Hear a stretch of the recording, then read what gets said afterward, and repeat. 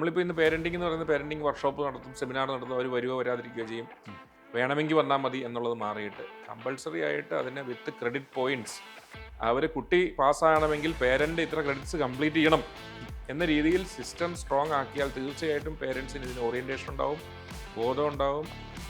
സാറിനെ പറ്റി എപ്പോഴും ഞാൻ മറ്റുള്ള ആളുകളുടെ അടുത്ത് സംസാരിക്കും പറയുന്ന കാര്യം, കൊച്ചുമക്കൾക്ക് വേണ്ടി IB സിലബസ് പഠിച്ചെടുത്ത, ഹോംവർക്ക് ചെയ്ത്, ട്യൂഷൻ എടുത്ത് കുട്ടികളെ ഹാൻഡ് ഹോൾഡ് ചെയ്ത ഒരു ഗ്രാൻഡ് ഫാദർ എന്ന രീതിയിൽ ഗ്രാൻഡ് പേരൻസിൻ്റെ വലിയൊരു ക്യാപിറ്റൽ. ആ ക്യാപിറ്റൽ അവരെന്നെ അറിയുന്നില്ല അവരിൽ എന്താണെന്ന്. BRCയുടെ ലൈബ്രറിയിൽ ഞാനൊരു റഷ്യൻ സയൻറ്റിസ്റ്റിനെ കൊണ്ടുപോയി. അദ്ദേഹം PhD തീസിസുകളൊക്കെ അവിടെ ഇരിക്കുന്ന കണ്ടു. These are the things which won't work. അത്രയും. അപ്പോൾ പാരൻസ് അവരുടെ ആ കൺവെൻഷണൽ ചിന്താഗതി മാറ്റിയിട്ട്, അതായത് ഡോക്ടർ ആവണം, എൻജിനീയർ ആവണം, അങ്ങനെയുള്ള ചില സ്റ്റീരിയോ ടൈപ്പ് പ്രൊഫഷൻസ് അതിന്ന് വിട്ട് ഇന്നത്തെ അഡ്വാൻസ്ഡ് സർവകലാശാലകളുടെ പഠന വിഷയങ്ങൾ എന്താണെന്ന് നോക്കി അതുമായിട്ടൊന്ന് അവർ പരിചയപ്പെടുന്നുണ്ടെങ്കിൽ ചിന്തകളും അവർ മാറ്റി. മലയാളത്തിൻ്റെ വ്യാകരണത്തിലും ചില മാറ്റം വരുത്തണം. ഉദാഹരണം, വെൽഡ് ചെയ്തു. എന്തിനാണ് നമ്മൾ വെൽഡ് ചെയ്തു എന്ന് പറയുന്ന വെൽഡണം, ഇത് വെൽഡു എന്ന് പറയുന്നതിന് പകരം ഇത് അതിനപ്പുറത്ത് ഇവിടുത്തെ സഹോദരി ഭാഷകളുമായിട്ട് മറാഠി, ഗുജറാത്തി ഇവരെല്ലാം ചേർന്ന് federation of Indian language science association സ്ഥാപിച്ചു. നമസ്കാരം സാർ. നമസ്കാരം. ശാസ്ത്രം നമ്മളെ സംബന്ധിച്ച് എപ്പോഴും ദുരൂഹമായിട്ടുള്ള ഒരു കാര്യമായിട്ടാണ് എനിക്ക് തോന്നിയിട്ടുള്ളത്. കാരണം പഠിച്ചു വെച്ച കഥകൾ വീണ്ടും വീണ്ടും പറയുന്നതാണ് കൂടുതൽ എളുപ്പം. ശാസ്ത്രതത്വങ്ങൾ പലപ്പോഴും നമുക്ക് പഠിപ്പിക്കുമ്പോൾ മനസ്സിലാവുന്നില്ല. അതുകൊണ്ട് തന്നെ അതിനോടൊരു വിരക്തിയുണ്ട്, അതിനോടൊരു ആഭിമുഖ്യ കുറവുണ്ട്. രണ്ട്, ശാസ്ത്ര പുരോഗതി ഓരോ ദിവസവും എന്നതുപോലെ റിസർച്ച് വരുന്നു, പബ്ലിക്കേഷൻസ് വരുന്നു. അപ്പോൾ ഇതൊന്നും അപ്ഡേറ്റ് ചെയ്യാൻ നമുക്ക് നേരമില്ല താനും. സ്വാഭാവികമായിട്ടും ശാസ്ത്രത്തോടൊരു അഭിനിവേശം പൊതുവിൽ നമുക്ക് കുറവാണ്, ഇന്ത്യക്കാർക്ക് പ്രത്യേകിച്ചും മലയാളികൾക്ക് ഉണ്ട്. സാറിൻ്റെ ശാസ്ത്രപംക്തികൾ തീർച്ചയായിട്ടും അതിനൊരു ഒരു ഒരു അതിൽ നിന്ന് വ്യത്യസ്തമാണ്. മനോരമയിൽ വരുന്ന ശാസ്ത്രപംക്തികൾ എങ്ങനെയാണ് ഒരു സാധാരണക്കാരൻ ഏറ്റവും രസിച്ച് കാര്യങ്ങൾ ശാസ്ത്രത്തെപ്പറ്റി മനസ്സിലാക്കാൻ പറ്റുക എന്നതിനുള്ള ഒരു ഏറ്റവും മികച്ചൊരു ഉദാഹരണമാണ്. പ്രത്യേകിച്ചും മനുഷ്യൻ്റെ വില എത്ര, മൂല്യം എത്ര എന്നുള്ള ഒരു ചോദ്യം ഒരു പംക്തിയിൽ ഓരോ ഘടകത്തെയും തിരിച്ച് കൃത്യമായി ഒരു വില കാൽക്കുലേറ്റ് ചെയ്ത് വന്നത്, അതിന് വേണ്ടി വരുന്ന ഒരു എഫേർട്ട്, അതിന് വേണ്ടി വരുന്ന ഒരു റിസർച്ച്, അതിന് വേണ്ടി വരുന്ന ഒരു ഒരു ഒരു ഒരു ബുദ്ധിമുട്ട് എത്രയാണെന്നുള്ളത് മനസ്സിലാക്കാവുന്നതേ ഉള്ളൂ. പക്ഷേ അത് വായിക്കുന്ന ഒരാളെ സംബന്ധിച്ച് എത്ര ലളിതമായിട്ട്, എത്ര ഈസി ആയിട്ടാണ് അത് അവൻ്റെ മനസ്സിലേക്ക് ആഴ്ന്നിറങ്ങുന്നത്. ഇത് എങ്ങനെയാണ് സാറിന് സാധിക്കുന്നത്? എവിടെ നിന്നാണ് ഈ ചിന്തയുണ്ടായത്? ആരാണ് സാറിൻ്റെ ഇതിൻ്റെ ഇൻസ്പിരേഷൻ? എന്തുകൊണ്ടാണ് ഈ ശാസ്ത്രം സാധാരണക്കാരിലേക്ക് എത്തണം എന്ന ഒരു ഒരു തോന്നലുണ്ടായത്? ശാസ്ത്രത്തിനോടുള്ള ആഭിമുഖ്യക്കുറവ് വിവരിച്ചു, ഞാൻ അതിനോട് എഗ്രി ചെയ്യുന്നു. അപ്പോൾ അതൊരു പ്രശ്നമായിട്ട് എടുക്കുക. ആദ്യം ശാസ്ത്രത്തിനോട് ഒരു വൈമുഖ്യമുണ്ട്. അപ്പോൾ അതിന് എന്ത് ചെയ്യാൻ പറ്റും, ശാസ്ത്രജ്ഞന് എന്ത് ചെയ്യാൻ പറ്റും? ആദ്യമായിട്ടൊരു ശാസ്ത്രജ്ഞനും ശാസ്ത്ര സാഹിത്യകാരനും രണ്ട് വർഗമാണ്. ശാസ്ത്രജ്ഞൻ്റെ പ്രധാന കർത്തവ്യം, ധർമ്മം, നോളജ് ഉൽപ്പാദിപ്പിക്കലാണ്. ഇത് വിതരണം ചെയ്യലാണ് ഈ ശാസ്ത്ര സാഹിത്യകാരൻ്റെ പ്രശ്നം. ശാസ്ത്രം സാമൂഹ്യ വിപ്ലവത്തിന് എന്ന മുദ്രാവാക്യം ആദ്യം മുഴക്കിയത് ഡോക്ടർ MP പരമേശ്വരനാണ്. അദ്ദേഹം BRC ഫസ്റ്റ് ബാച്ച് ട്രെയിനിങ് സ്കൂളിലെ ഇലക്ട്രിക്കൽ എഞ്ചിനീയറായിരുന്നു. അദ്ദേഹം റഷ്യയിൽ പോയിട്ട് 3 കൊല്ലം പഠിച്ചു. അവിടെ ഒരു ശാസ്ത്ര വിപ്ലവം നടക്കുകയായിരുന്നു, ശാസ്ത്ര സാഹിത്യ വിപ്ലവം. എല്ലാ ശാസ്ത്രത്തിൻ്റെ മൗലിക പ്രമേയങ്ങളെയും സാധാരണക്കാരന് മനസ്സിലാവുന്ന ഭാഷയിൽ പറയാൻ പറ്റും എന്ന് റഷ്യൻ ശാസ്ത്ര സാഹിത്യം അദ്ദേഹത്തെ പഠിപ്പിച്ചു. നേരെ ഇങ്ങോട്ട് തിരിച്ചു വന്ന ഉടനെ അദ്ദേഹം പറഞ്ഞത് 100 പൂക്കൾ വിരിയട്ടെ എന്നാണ്. 100 ശാസ്ത്രജ്ഞന്മാർ എൻ്റെ കൂടെ വരൂ, എനിക്ക് ഇവിടെ ഒരു വിപ്ലവം നടത്തണം എന്നായിരുന്നു പരമേശ്വരൻ്റെ അഭിപ്രായം. അപ്പോൾ അങ്ങനെ BRCയിലാണ് അന്ന് ഞങ്ങളെല്ലാവരും ഉണ്ടായിരുന്നു. 100 പേര് ഞങ്ങൾ അദ്ദേഹത്തിൻ്റെ കീഴിൽ അണിനിരന്നു എന്ന് പറയാം. അതിനുശേഷം വളരെ വ്യക്തമായ ഒരു രൂപരേഖ അദ്ദേഹം അഭികൽപ്പന ചെയ്തു. ഒന്ന്, മാസത്തിൽ ഒരു പ്രാവശ്യം മലയാളത്തിൽ ഒരു ലേഖനം തങ്ങൾ നടത്തിയ ഗവേഷണത്തിൽ എഴുതി പരസ്യമായിട്ട് ഒരു യോഗത്തിൽ അവതരിപ്പിക്കണം. അങ്ങനെ ഒരു 3 കൊല്ലം എല്ലാവരും ഓരോ ലേഖനം. ആദ്യത്തെ ലേഖനം പ്ലൂട്ടോണിയത്തെ പറ്റി MKT നായർ ഇന്ധന പുനഃസംസ്കരണം എന്നുള്ള പറഞ്ഞുണ്ടാക്കി. ഞാൻ അന്ന് മറ്റേ പുകയുടെ രസതന്ത്രം എന്ന് പറഞ്ഞിട്ട് ഗ്യാസ് ക്രോമറ്റോഗ്രാഫി ഉപയോഗിച്ചിട്ട് പുകയിലയുടെ ഇതെന്താണെന്ന് അങ്ങനെ എല്ലാവരും ലേഖനങ്ങൾ കൊടുത്തു. പിന്നീട് ഞങ്ങൾ അതൊരു കയ്യെഴുത്ത് മാസികയാക്കിയിട്ട് ബോംബെയിൽ നിന്ന് പുറത്തിറക്കി. ഇത് റെഗുലറായിട്ട് സിസ്റ്റമാറ്റിക്കായിട്ട് നടന്നൊരു പ്രോഗ്രാമാണ്.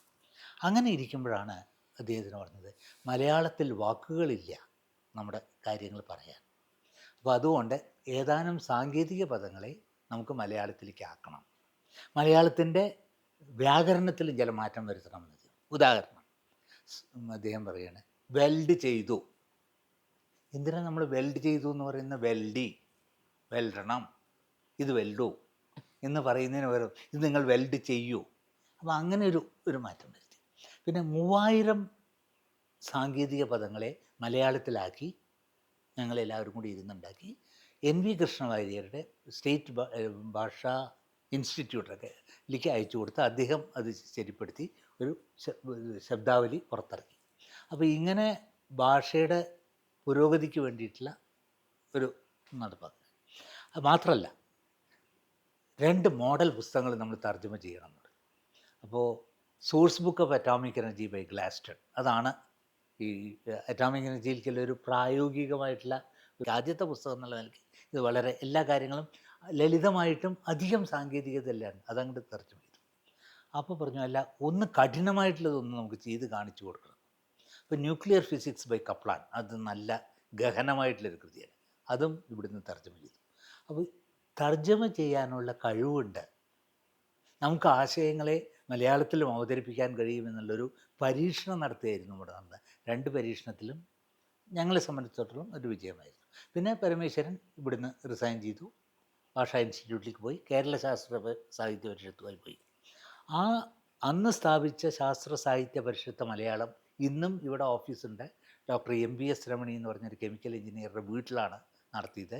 അദ്ദേഹത്തിനിപ്പോൾ 92 വയസ്സ് പ്രായമാണ്. ഇന്നും അദ്ദേഹം മലയാള ശാസ്ത്ര സാഹിത്യത്തിന് എന്താ വേണ്ടത് ചോദിച്ചാൽ അതിൻ്റെ സഹായങ്ങൾ ചെയ്തു തരും.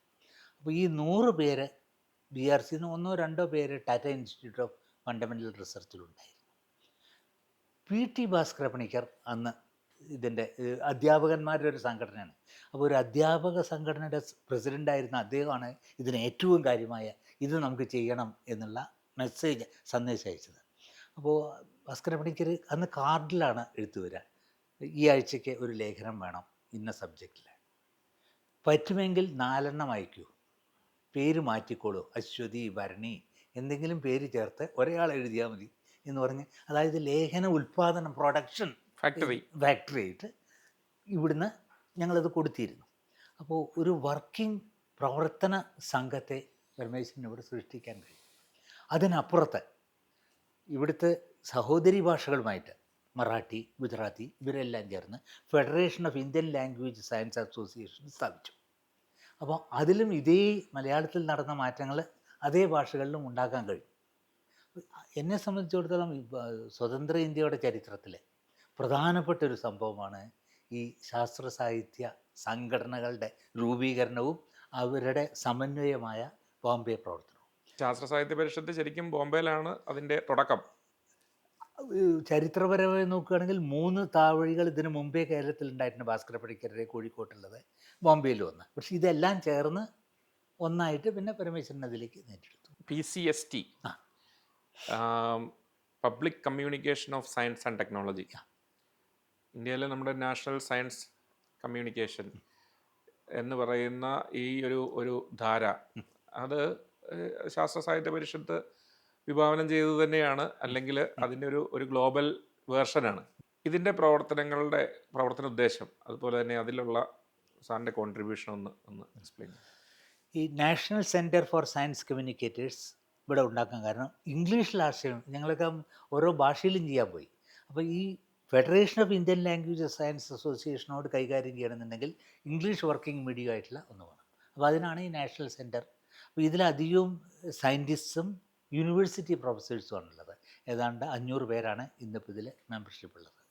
അപ്പോൾ പ്രശസ്ത ശാസ്ത്രജ്ഞന്മാരെ വിളിക്കുക, അവരുടെ പൊതു പബ്ലിക് ലെക്ചേഴ്സ് ഓർഗനൈസ് ചെയ്യുക. അതിന് പുറമെ സയൻസ് കമ്മ്യൂണിക്കേഷൻ കോഴ്സസ് നടത്തുക. അതാണ് ഇപ്പോഴത്തെ ഏറ്റവും പ്രധാനപ്പെട്ടത്. 3 യൂണിവേഴ്സിറ്റികളിൽ ഇപ്പോൾ അത് നടത്തിക്കൊണ്ടിരിക്കുന്നുണ്ട്. 32 മണിക്കൂർ 2 ക്രെഡിറ്റുള്ള കോഴ്സ് കഴിഞ്ഞ 4 കൊല്ലമായിട്ട് ചെയ്ത് അതിനുള്ള resource person, subject, content develop ചെയ്ത് നടത്താൻ കഴിഞ്ഞു. അപ്പോൾ ഇംഗ്ലീഷിൽ ശാസ്ത്ര സാഹിത്യത്തിനുള്ള പ്രസിദ്ധീകരണങ്ങൾ വളരെ കുറവാണ്. ഉള്ളത് തന്നെ നമ്മൾ കൂട്ടിക്കൊണ്ടിരിക്കുകയാണ്. 2-3 ഇംഗ്ലീഷ് പ്രസിദ്ധീകരണങ്ങൾ ഉണ്ടായിരുന്നു, അതെല്ലാം നിന്നു. അപ്പോൾ സാധാരണ മീഡിയത്തിൽ സ്ഥലം പിടിക്കാൻ മാത്രമേ ജേർണൽസിലോ മാഗസിൻസിലോ സ്ഥലം പിടിക്കാനേ ഇപ്പോൾ പറ്റും. അപ്പോൾ അതാണ് ഇപ്പോൾ ചെയ്തുകൊണ്ടിരിക്കുന്നത്. ഇപ്പോൾ ഭാരതീയ വിദ്യാഭവൻ്റെ ഭവൻസ് ജേണൽ 2 ശാസ്ത്രലേഖനം അവരെടുക്കാൻ തയ്യാറാണ്. ഒരു ട്രഡീഷണൽ മാഗസിനാണ് അവർ. പക്ഷേ 2 ശാസ്ത്രലേഖനങ്ങൾ അവർ റെഗുലറായിട്ട് കഴിഞ്ഞാൽ വളരെ കാലമായിട്ട് നടക്കും. അപ്പോൾ ഇതിൻ്റെ ഒരു കൂട്ടായ്മയാണ് മെയിനായിട്ട് ഉദ്ദേശിക്കുന്നത്. പ്രത്യേകിച്ചും ഈ അക്കാഡമിക് കൂട്ടായ്മ യൂണിവേഴ്സിറ്റികളിലേക്ക് പോകാനും മതി. അതിന് പുറമെ ഈ മ്യൂസിയത്തിൽ ഏതെങ്കിലും കാഴ്ച ബംഗ്ലാവിൽ പോയിട്ട് അവിടുത്തെ ഓരോ വസ്തുവിൻ്റെ പിന്നിലും ഉള്ള ശാസ്ത്രം എന്താണ്, ഒരു പോട്ടറിയാണ് അല്ലെങ്കിൽ ഒരു ആനക്കൊമ്പാണ് കണ്ട്, അതിൻ്റെ എല്ലാം ശാസ്ത്രം കണ്ടുപിടിച്ച് ഓൺലൈൻ പ്രോഗ്രാം നടത്തുക. അതും ഈ NCSC നടത്തിക്കൊണ്ടിരിക്കും. PCST സംബന്ധിച്ചിടത്തോളം അത് ഒരു അന്താരാഷ്ട്രീയ സംഘടനയാണ്. ഞങ്ങളുടെ അടുത്ത കോൺഫറൻസ് ആബർഡീൻ യൂണിവേഴ്സിറ്റിയിൽ വെച്ച് ഈ മെയ് മാസത്തിൽ നടക്കും. അപ്പോൾ അതിൽ ഇന്ത്യയിൽ നിന്ന് 2 പേപ്പേഴ്സ് പോകുന്നുണ്ട്. ഞാനൊരു പേപ്പർ പ്രസൻറ്റ് ചെയ്യുന്നതായിരിക്കും. അതിൻ്റെ ഉദ്ദേശം എന്താണെങ്കിൽ ദേശീയ തലത്തിൽ ശാസ്ത്ര സാഹിത്യങ്ങളുണ്ട്, അന്തർദേശീയ തലത്തിലുണ്ട്. ഏഷ്യൻ ശാസ്ത്ര സാഹിത്യം എന്ന് പറഞ്ഞ ഒന്നില്ല. അപ്പോൾ കൊറിയയിലത്തെ ശാസ്ത്ര സാഹിത്യകാരിയായിട്ടുള്ള സൂക്യുവും എന്ന് പറഞ്ഞ ഗവേഷകരുടെ നേതൃത്വത്തിൽ ഈ ആബർഡീനിൽ വെച്ചിട്ട് ഒരു ഏഷ്യൻ ശാസ്ത്ര സാഹിത്യ പ്രസ്ഥാനം രൂപം കൊള്ളും. അതാണ് ഇപ്പോഴത്തെ കറണ്ട്. അപ്പോൾ പൊതുവേ എല്ലാ വിദേശ യൂണിവേഴ്സിറ്റികളിലും സയൻസ് കമ്മ്യൂണിക്കേഷൻ പ്രൊഫസറും റിസർച്ചും ഒക്കെ ഉണ്ട്. ആ ഒരു നിലവാരത്തിലേക്ക് ഇന്ത്യൻ യൂണിവേഴ്സിറ്റികൾ എത്തിയിട്ടില്ല. ഇപ്പം നമ്മൾ സ്റ്റീം ഇത് തമ്മിലുള്ള അന്തരം എന്തുകൊണ്ടാണ് സ്റ്റീം എഡ്യൂക്കേഷൻ വേണ്ടതെന്ന് സാറ് നിരന്തരമായിട്ട് അതിനെപ്പറ്റി ടീച്ചേഴ്സിന് ട്രെയിനിങ് എടുക്കുകയും പ്രയോഗിച്ചാണ്. അതിനും ചുരുങ്ങിയ വാക്കുകൾ, മാതാപിതാക്കൾക്ക്, അവരാണല്ലോ കൂടുതലും കുട്ടികളുടെ പഠനത്തിൽ വ്യഗ്രതയുള്ളവർ, കൺവെൻഷണൽ എഡ്യൂക്കേഷനിൽ നിന്ന് മാറി എന്തുകൊണ്ട് സ്റ്റീം എഡ്യൂക്കേഷൻ ചൂസ് ചെയ്യണം എന്ന് മാതാപിതാക്കൾക്ക് പറഞ്ഞു കൊടുക്കേണ്ടി വന്നാൽ എങ്ങനെ സാർ അത് എക്സ്പ്ലെയിൻ ചെയ്യും? മാതാപിതാക്കൾക്ക് അത് പറഞ്ഞു കൊടുക്കണമെന്നുണ്ടെങ്കിൽ ഇന്നത്തെ വിദ്യാഭ്യാസ രംഗത്തിലേക്ക് ഒന്ന് അവർ എത്തി നോക്കിയാൽ ഉടൻ അവർക്ക് മനസ്സിലാവും. മിക്ക വിദേശ യൂണിവേഴ്സിറ്റികളിലും സർവകലാശാലകളിലും ലിബറൽ ആർട്സ് എന്ന് പറഞ്ഞൊരു കോഴ്സ് തുടങ്ങിയിട്ടുണ്ട്. ആ ലിബറൽ ആർട്സ് നോക്കി അറിയാം. അപ്പോൾ ഒരു എൻജിനീയറിംഗ് പഠിക്കുന്ന കുട്ടിയാണ് 60% 65% എൻജിനീയറിംഗ് എടുക്കും. ബാക്കി 35% അവനവർക്ക് വേണ്ട ഇഷ്ടപ്പെട്ട ഐച്ഛിക വിഷയങ്ങളായി എടുക്കുന്നത് മാനവിക വിഷയങ്ങളാണ്. അപ്പോൾ ആ ഇൻ്റഗ്രേഷൻ നടത്തുന്നതാണ് ഇന്ന്. ഇപ്പോൾ മാനേജ്മെൻറ്റിന് ഇവരൊക്കെ ഇപ്പോൾ എൻജിനീയേഴ്സാണ്. എൻജിനീയേഴ്സിൻ്റെ ഇലക്ട്രിക്കൽ എൻജിനീയറിംഗ് പോയി, അതിനുശേഷം അവർ മാനേജ്മെൻറ്റിന് പോകണം. പക്ഷെ അവരൊരു ലിബറൽ ആർട്സ് റൂട്ട് കൂടെ വരികയാണെങ്കിൽ ഓട്ടോമാറ്റിക്കായിട്ട് ഇത് രണ്ടും ഒരേ സമയത്ത് സൈമൾട്ടേനിയസ് അബ്സോർപ്ഷൻ നടക്കും. അപ്പോൾ പാരൻസ് അവരുടെ ആ കൺവെൻഷണൽ ചിന്താഗതി മാറ്റിയിട്ട്, അതായത് ഡോക്ടറാവണം, എൻജിനീയർ ആവണം, അങ്ങനെയുള്ള അവർക്ക് ചില സ്റ്റീരിയോ ടൈപ്പ് പ്രൊഫഷൻസ് ഉണ്ട്. അതിന്ന് വിട്ട് ഇന്നത്തെ അഡ്വാൻസ്ഡ് സർവകലാശാലകളുടെ പഠന വിഷയങ്ങൾ എന്താണെന്ന് നോക്കി അതുമായിട്ടൊന്ന് അവർ പരിചയപ്പെട്ടിട്ടുണ്ടെങ്കിൽ അവരുടെ പഴയ പ്രമാണ ചിന്തകളും അവർ മാറ്റി എഴുതും. അതിന് സംശയമില്ല. അത് പറഞ്ഞു കൊടുക്കേണ്ടത് നമ്മുടെ ചുമതലയാണ്. അപ്പോൾ ഞാൻ എന്താ പറയുന്നതെന്ന് വിചാരിച്ചാൽ, ഒരു ശാസ്ത്രജ്ഞനോ ഒരു ഈ വക വിദ്യാഭ്യാസം നടത്തുന്ന പരിചയമുള്ള ആളോ അയാളുടെ സ്വന്തം അനുഭവങ്ങൾ, അപ്പോൾ സ്വന്തം അടുത്ത തലമുറയ്ക്ക്, അതിൻ്റെ അടുത്ത തലമുറയ്ക്ക് നിങ്ങൾ എന്ത് ചെയ്തു. അപ്പോൾ ക്ലാസിക് കേസ് സ്റ്റഡീസ്, ഒരേ കുടുംബത്തിൽ എന്ത് നടന്നു, ഒരു ലവ് സൈക്കിൾ ഡിഫറൻസ്, അച്ഛൻ, മകൻ, ചെറുമകൻ, ആ നിലയ്ക്ക് എന്താ ആ പ്രൊഫഷനിൽ വ്യത്യാസം ഉണ്ടോയെന്നൊക്കെ ആ കേസ് സ്റ്റഡീസ് നോക്കിയാൽ തന്നെ കാണാം. There will be a very big change. അപ്പോൾ ശരിക്കും സ്റ്റീം എഡ്യൂക്കേഷൻ കരിക്കുലത്തിൻ്റെ ഭാഗമായി കൊണ്ടുവരികയും ടീച്ചർ ട്രെയിനിങ് അതിനു വേണ്ടിയിട്ട് ടീച്ചേഴ്സിനെ പ്രിപ്പയർ ചെയ്യുകയും ചെയ്യുന്ന പോലെ തന്നെ ഇമ്പോർട്ടൻ്റ് അല്ലേ മാതാപിതാക്കൾക്കും ഈ ഒരു കമ്പാരിസൺ ഇത്തരത്തിലുള്ള കേസ് സ്റ്റഡികൾ കാണിച്ചു കൊടുക്കുകയും അവരെ അത് മനസ്സിലാക്കി കൊടുക്കുകയും ചെയ്യുന്നത്? വളരെ ശരിയാണ്.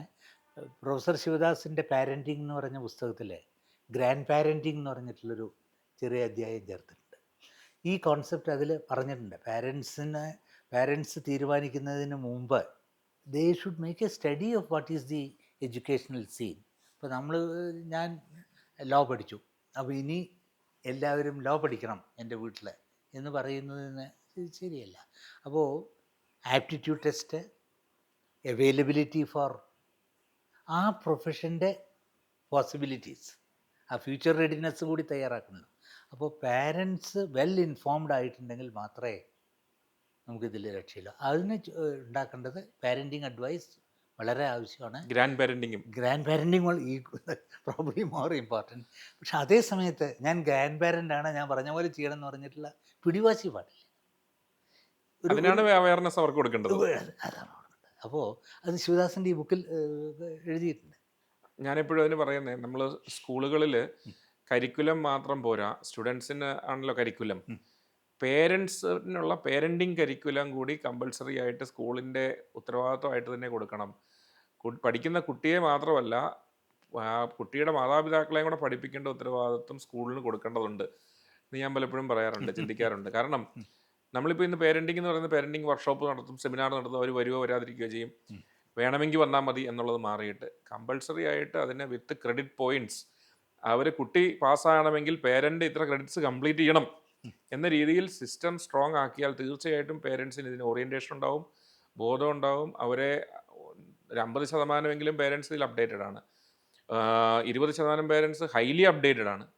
പക്ഷേ അപ്പോഴും ഒരു 50% പേരൻസ് ഇതിൽ നിന്നെല്ലാം മാറി നിൽക്കുന്നുണ്ട്. ഇതിനെപ്പറ്റി യാതൊരു ധാരണയില്ലാതെ പൊതുസമൂഹം പറയുന്ന ചില കാര്യങ്ങൾ കണ്ട് അനുകരിച്ച് പോകുന്നതാണ്. അവിടെയാണ് വളരെ മിടുക്കരായിട്ടുള്ള കുട്ടികൾ പലപ്പോഴും അവരുടേതല്ലാത്ത കാരണത്താൽ, നിർഭാഗ്യവശാൽ അവർക്ക് വിധിയുടെ വിളയാട്ടം പോലെ പല കോഴ്സുകളും ചെന്നെടുക്കുകയും അവരവിടെ ഒരു ആവറേജ് ആയിട്ട് അവസാനിക്കുകയും ചെയ്യും. എന്നാൽ മറ്റൊരു മേഖലയിൽ അവർക്ക് കഴിവുള്ള മേഖലയിൽ അവർ പ്രഗത്ഭരായി ലോകപ്രശസ്തരായി മാറാവുന്ന ടാലൻ്റുള്ള കുട്ടികളാണ് ഇങ്ങനെ പോയി ആവറേജായി അല്ലെങ്കിൽ ബിലോ ആവറേജായി അവസാനിക്കുന്നത്. അപ്പോൾ അവിടെ പേരൻസിന് വലിയൊരു റോളുണ്ട്. ഇപ്പോൾ പാരൻസും സ്കൂളുമായിട്ടുള്ള റിലേഷൻഷിപ്പ് മാനേജ്മെൻ്റ് ഉണ്ടല്ലോ, അത് കുറേ കൂടി ആക്റ്റീവായിരിക്കും. ഇവരൊരു സ്റ്റേക്ക് ഹോൾഡറാണ് അതിൽ. പക്ഷെ നമ്മൾ അവരെ എപ്പോഴും കാണുന്നത് ഒരു ഡിസ്റ്റിങ്ക്റ്റ് എൻറ്റിറ്റി ആയിട്ടാണ്. അപ്പോൾ സ്കൂൾ മാനേജ്മെൻറ്റിലെ പാരൻസ് ഇൻവോൾവ്മെൻറ്റ് എന്ന് പറഞ്ഞാൽ ഇൻട്രാക്റ്റീവ് ഇൻവോൾവ്മെൻറ്റ്. അവർക്ക് സമയമില്ല എന്നൊക്കെ പറയുകയാണെങ്കിൽ നമ്മളത് അഡ്ജസ്റ്റ് ചെയ്ത് കൂടുതൽ വാട്ട് ഐ വുഡ് സേ ഒരു വെൻ ഡയഗ്രാം വരയ്ക്കുകയാണെന്നുണ്ടെങ്കിൽ ആ സ്കൂളും പാരൻറ്റുമായിട്ടുള്ളത് വളരെ ചെറിയൊരു പോർഷനാണ് ഞാനിപ്പോൾ കാണുന്നത്. അത് എത്രത്തോളം വലുതാക്കാൻ സാധിക്കുമോ അതിനനുസരിച്ചിരിക്കും ഈ കുട്ടികൾക്ക് കിട്ടാൻ പോകുന്ന active parent involvement in curriculum very necessary. ഇവരിപ്പോൾ ഒരു silent സ്പെക്ടേറ്റേഴ്സാണ് largely.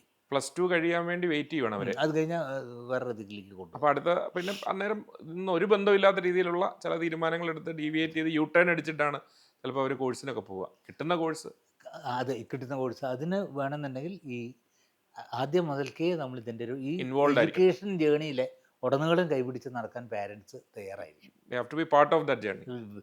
Integral part of this system. സാറിനെ പറ്റി എപ്പോഴും ഞാൻ മറ്റുള്ള ആളുകളുടെ അടുത്ത് സംസാരിക്കും പറയുന്ന കാര്യം, കൊച്ചുമക്കൾക്ക് വേണ്ടി IB സിലബസ് പഠിച്ചെടുത്ത, ഹോംവർക്ക് ചെയ്ത്, ട്യൂഷൻ എടുത്ത് കുട്ടികളെ ഹാൻഡ് ഹോൾഡ് ചെയ്ത ഒരു ഗ്രാൻഡ് ഫാദർ എന്ന രീതിയിൽ ഗ്രാൻഡ് പേരൻസിന് ഇന്ത്യയിലെ ഒരു ഫാമിലിയൽ സിസ്റ്റമാണ്, നമ്മുടെ ഒരു കുടുംബമാണ് നമ്മുടെ ഒരു അടിസ്ഥാന ഘടകം. അപ്പോൾ ആ ഒരു കുടുംബത്തിലെ മിക്കവാറും കുടുംബങ്ങളിലെല്ലാം ഗ്രാൻഡ് പേരൻസ് ഉണ്ടാവും. അപ്പോൾ ഗ്രാൻഡ് പേരൻസിന് കൊടുക്കാനുള്ള ഒരു ഉപദേശം എന്താണ്? ഗ്രാൻഡ് പേരൻസിൻ്റെ വലിയൊരു ക്യാപിറ്റൽ ഉണ്ട്. ആ ക്യാപിറ്റൽ അവരെന്നെ അറിയുന്നില്ല അവരിൽ എന്താണുണ്ടെന്നുള്ളത്. ഞാനിപ്പോൾ തിരിഞ്ഞു നോക്കുമ്പോൾ എൻ്റെ മുത്തശ്ശൻ്റെ കയ്യിൽ എന്ത് ക്യാപിറ്റലാണ് മൂലധനം ഉണ്ടായിരുന്നതെന്ന് എനിക്ക് നന്നായിട്ട് അറിയാം. എൻസൈക്ലോപീഡിയ ബ്രിട്ടാനിക്കയുടെ എല്ലാ കോപ്പികളും അദ്ദേഹത്തിൻ്റെ വീട്ടിലുണ്ടായിരുന്നു, എൻ്റെ മുത്തച്ഛൻ. അപ്പോൾ അദ്ദേഹം എന്നെക്കൊണ്ട് ഇത് വായിപ്പിക്കും. അത് വായിക്കണം, ഇത് വായിക്കണം, റസ്സലിൻ്റെ ഇത് വായിക്കണം, ഷേക്സ്പിയറുടെ ഇത് വായിക്കണം. അതായത് അദ്ദേഹം ഇംഗ്ലീഷ് പ്രൊഫസറായതുകൊണ്ട് ഇംഗ്ലീഷ് ഭാഷയായിട്ടുള്ള ഒരു പരിചയം ഏതാണ്ട് 10ാം ക്ലാസ് മുതൽക്ക് എനിക്ക് കിട്ടൽ കഴിഞ്ഞു. അപ്പോൾ ഞാൻ എപ്പോഴും അത് ഓർക്കും, what my grand father has done. അപ്പോൾ ഞാൻ ആലോചിക്കും, ഫിസിക്സ് നമ്മുടെ ചെറിയ കുട്ടികൾ വായിക്കും, അവർ ഫിസിക്സ് വായിക്കുന്നുണ്ട്, കെമിസ്ട്രി വായിക്കുന്നുണ്ട്, ഞാനും അവരുടെ കൂടി ഇരുന്നു.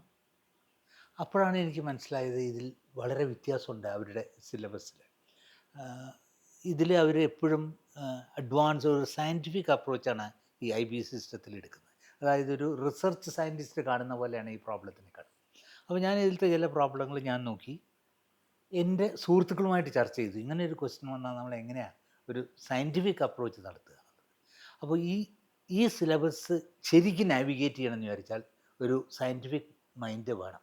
അതായത് ഇപ്പോൾ ഫിസിക്സ് പഠിപ്പിക്കുന്ന ഒരു IB ടീച്ചർ എൻ്റെ വിലയിരുത്തലിൽ ഒരു മെക്കാനിക്കൽ എഞ്ചിനീയർ ആയിരിക്കും.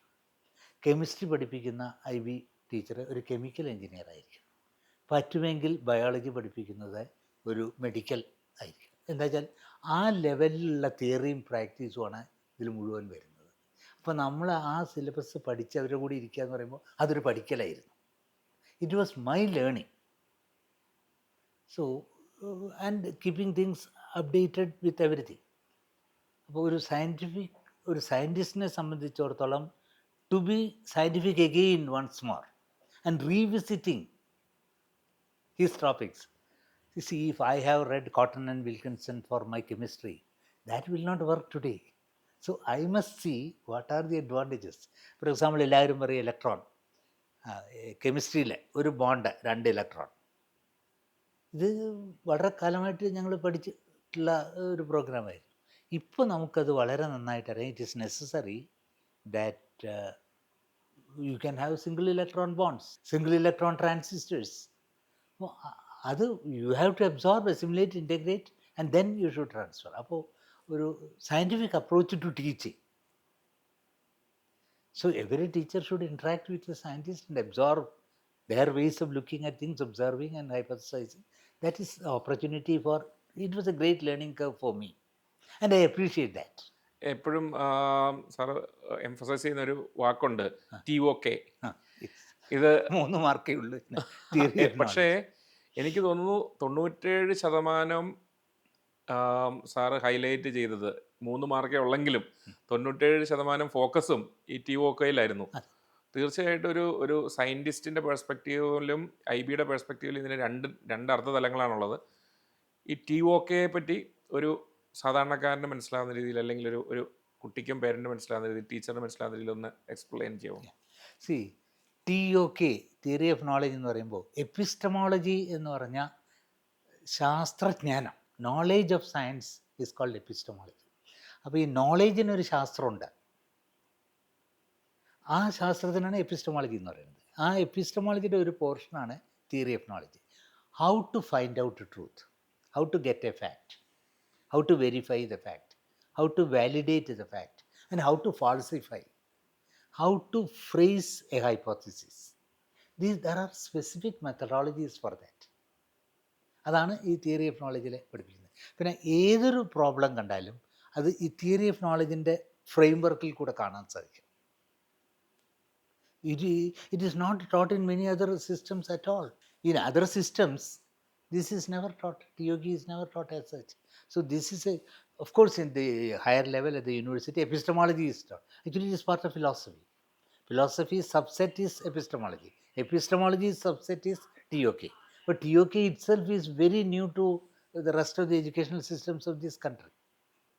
റിസർച്ചിൽ പ്രത്യേകിച്ച് നമ്മുടെ PhD പോലെയുള്ള മേഖലകളിൽ വരുമ്പം ഈ തിയറി ഓഫ് നോളജിൽ പറയും, നമ്മൾ റിസർച്ച് ചെയ്യുന്നത് ഇതിൻ്റെ ഫ്രോണ്ടിയേഴ്സിനെ എക്സ്പാൻഡ് ചെയ്യാനാണെന്ന് പറയും. അതെ. പലപ്പോഴും ഇന്ത്യയിലെ റിസർച്ചിൽ അല്ലെങ്കിൽ PhD ആസ്പിരൻസിൽ അങ്ങനെ ഒരു ഫ്രോണ്ടിയേഴ്സ് എക്സ്പാൻഡ് ചെയ്യുന്നത് ശ്രദ്ധിച്ചിട്ടുണ്ടോ? അല്ലെങ്കിൽ സാധാരണ നമ്മൾ കോളേജ് ജോലികൾക്ക് വേണ്ടിയിട്ട് PhD ചെയ്യുന്ന ആളുകളാണ് നല്ലൊരു ശതമാനം. PhDക്ക് വേണ്ടി PhD ചെയ്യുന്ന ഒരു സാഹചര്യത്തിൽ അതിനെപ്പറ്റി സാറിൻ്റെ അഭിപ്രായം എന്താണ്? എനിക്ക് BRCയുടെ ലൈബ്രറിയിൽ ഞാനൊരു റഷ്യൻ സയൻറ്റിസ്റ്റിനെ കൊണ്ടുപോയി. അദ്ദേഹം ഈ PhD തീസിസുകൾ ഇങ്ങനെ അവിടെ ഇരിക്കുന്നത് കണ്ടിട്ട്, oh these are the things which won't work, അത്രയും സാധനങ്ങൾ അവിടെ വെച്ചു. അപ്പോൾ ഈ ഒരു തരം സ്റ്റെറൈൽ അൺറിയൽ സിറ്റുവേഷനിൽ നടത്തുന്ന ഗവേഷണം ആരും ചെയ്യാൻ പാടില്ലാത്ത, ചെയ്തിട്ടില്ലാതായിരിക്കണമല്ലോ. ഒറിജിനാലിറ്റി വേണം. അപ്പോൾ ഒറിജിനാലിറ്റി വേണം എന്ന് പറഞ്ഞിട്ടുണ്ടെങ്കിൽ you will have to take some very obscure thing and do it. അപ്പോൾ that PhD is being acquired for what? For getting a promotion in the cadre. ഒരു റിസർച്ച് മെൻറ്റാലിറ്റി റിസർച്ച് ഇൻസ്റ്റിറ്റ്യൂഷനിലല്ല അത് ചെയ്യുന്നത്. Educational ഇൻസ്റ്റിറ്റ്യൂഷനിൽ പ്രൊമോഷന് വേണ്ടി എടുക്കുന്ന ഒരു PhD ഒരു ഗവേഷണശാലയിലെ ഒരു പ്രോജക്റ്റിൻ്റെ ഭാഗമായിട്ട് പ്രോബ്ലം സോൾവ് ചെയ്യുന്നതിനും വളരെ വ്യത്യാസമുണ്ട്. പിന്നെ ഈ തിയറി ഓഫ് നോളജ് ഇവിടെ നമ്മൾ പ്രയോഗിക്കുന്ന മെക്കാനിക്കലായിട്ടാണ്. എന്താ വെച്ചാൽ ആ റൂട്ട് ഗൈഡിൻ്റെ ഒപ്പ് കിട്ടാൻ വേണ്ടിയിട്ട് മാത്രം. നേരെ മറിച്ച് അവിടെ അങ്ങനെയല്ല, അത് പേപ്പർ പ്രസിദ്ധീകരിക്കണം, എന്നിട്ട് contributing to the knowledge, contributing to the knowledge to the satisfaction of your colleagues. ഇതിപ്പോൾ constantly somebody will test and it will be rejected. എഡിറ്ററുടെ കൈ കൂടെ പോകണം. അപ്പോൾ that's a very different cup of. You have to create knowledge. You must be standing on some, see, you do, somebody has done a research work, that should be your base to take the next forward. You have to create, you have to create build on. a fresh ground, something which is not known earlier. That's how the knowledge grows. That's, yeah, from the known to the unknown. അതെ.